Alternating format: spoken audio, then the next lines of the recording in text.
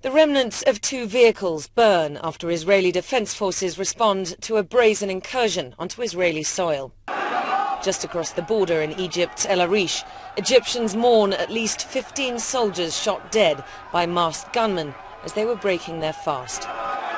It's not yet clear who it was that attacked this army checkpoint, then commandeered a truck and armoured personnel carrier, which Israel says the gunmen then filled with explosives and drove across the Israeli border.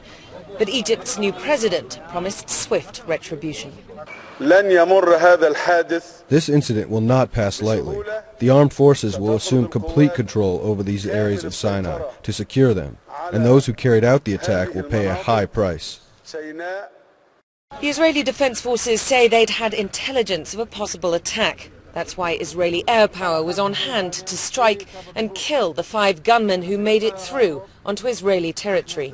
We can assume that the goal of this terroristic event was to either abduct Israelis or, worse than that, infiltrate into one of the communities and maybe kill Israelis at sight.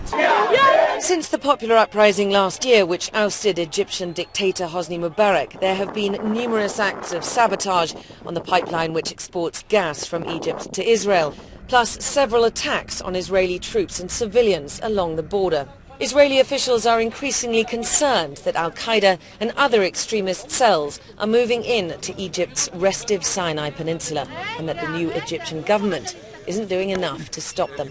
In my opinion, the risk of a heavier attack was prevented, and this is also a very important successful operation in the battle that occurred there along the entire border, and perhaps it will also be a proper wake-up call to the Egyptians to take matters in hand on their side of the border in a firmer way.